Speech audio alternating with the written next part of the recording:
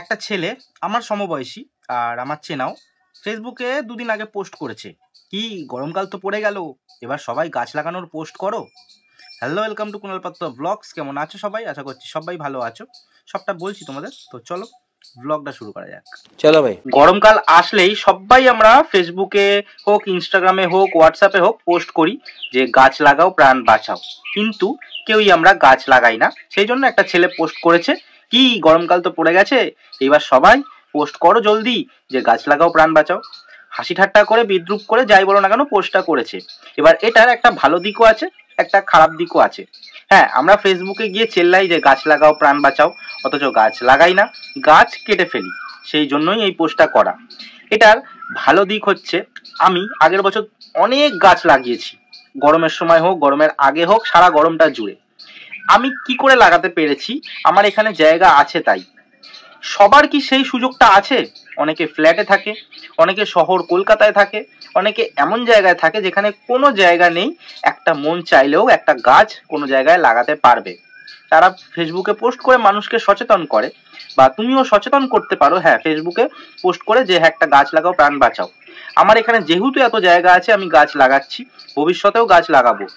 কিন্তু যদি লোকের আশেপাশে জায়গা না থাকে, লোকে গাছ লাগাবে কি করে? সেই জন্য 99.99% লোক কিন্তু ফেসবুকে বলে যে গাছ লাগাও প্রাণ বাঁচাও, কিন্তু তারা গাছ লাগাতে পারে না। 0.0001% লোক, যেমন তার মধ্যে যেমন আমিও পড়ি, আমি জায়গা আছে আমার এখানে, আমি সুযোগ পাই, সেই জন্য আমি গাছ লাগাই। তো দেখো, এখানে কোনো লোকই ভুল না।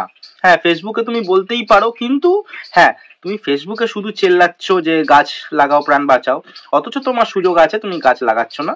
সেই দিকটা তো তোমার ওপরে না, যে তুমি কি করছো না করছো। শুধু ফেসবুকে ভালো সাজলে হবে না, তো সেটাই আসল ব্যাপার। তো মুখোশ পরে থাকলে হবে না, কিন্তু গরম পড়ে গেছে, গাছ লাগাও প্রাণ বাঁচাও, এটুকুনি বলতে পারি।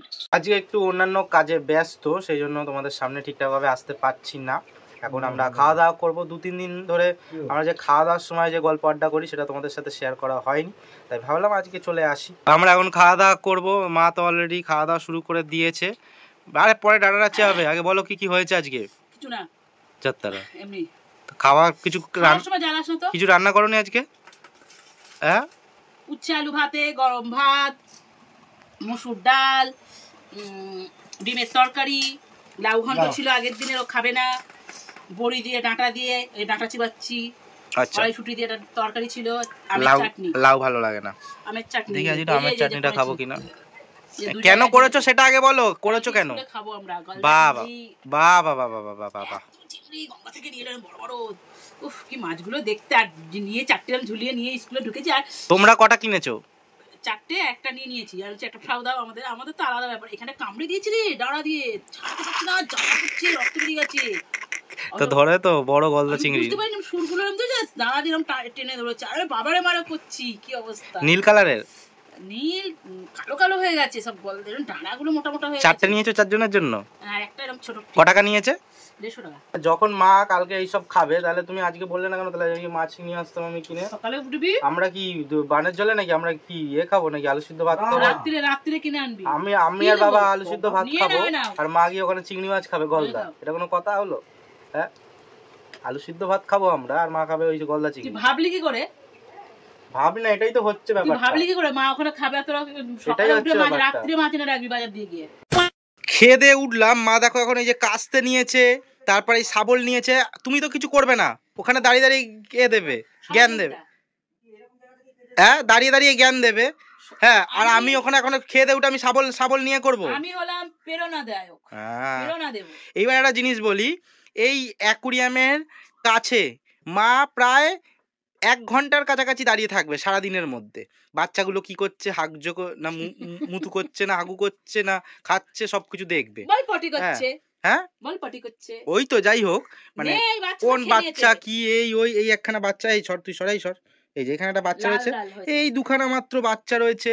পরের বারের বাচ্চাগুলো সব মরে গেল, এই সেই করে সব, মানে এই যে এখানে একটা ঘুরছে, এই যে এখন কয়টা আছে অত মাছের মধ্যে, এই যে এখানে ঘুরছে। তোমরা হয়তো বুঝতে পারবে না ঠিকঠাক করে, একদম ছোট্ট, এই যে ঘুরছে, এই যে একদম বোঝা যাবে না, মানে ফোকাসই নিচ্ছে না, মাছগুলো এত ছোট ছোট। নাড়াবো, দেখো কি মারবে, দেখো আস্তে আস্তে করছিস রে তুই।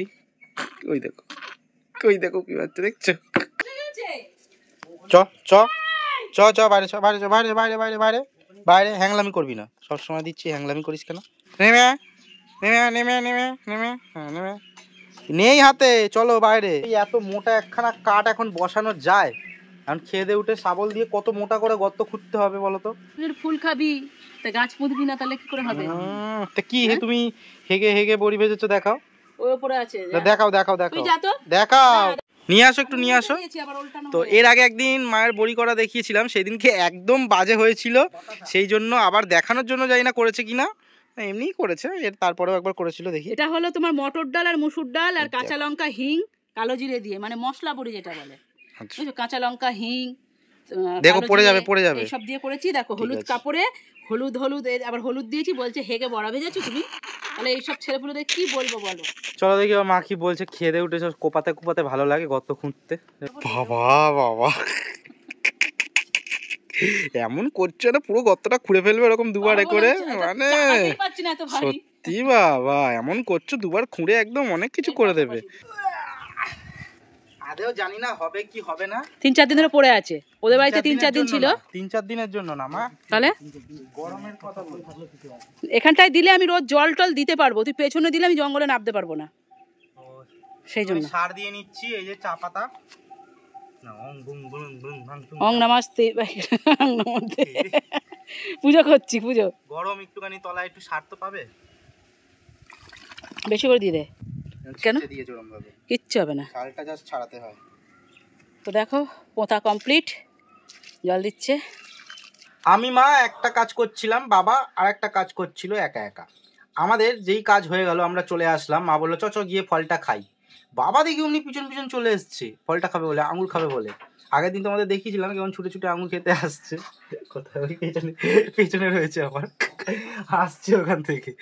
মা খাচ্ছে জল, ওই দেখো বাবা চলে এসছে, দেখছো? খেজুর খাবো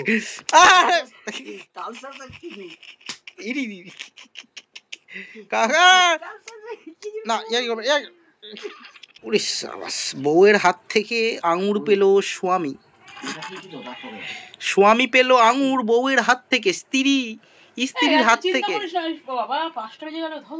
কেন কি করবে? এখনো রোদ্দুর রয়েছে বাইরে, সিরিয়াল দেখবে নাকি এখন থেকে? ভিডিওটা দেখবো তো, রাগ ধরে না এমন? তোর ভিডিওটা দেখিনি তো। হ্যাঁ ভালোবাসা দেখাচ্ছে মাকে, মেরে রাম করে গুছিয়ে ফটফট ফুলিয়ে দিয়ে আঙুর দিচ্ছি। এরকম অপদার্থ ছেলে কোথায় পাওয়া যায়?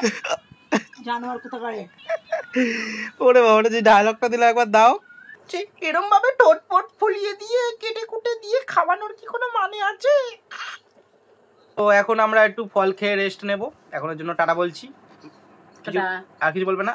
কি বলবো, এইভাবে চলছে, যে কদিন চলে যায় তোমাদের মানে আশীর্বাদে, তোমাদের সাপোর্টে। সবাই ভালো থেকো, সুস্থ থেকো, সাবধানে থেকো, মাথা ঠান্ডা রেখো। ঠান্ডা রেখো, গরম করছে, আমারই তো মাথা গরম, তাই কাকে ঠান্ডা রাখতে বলবো?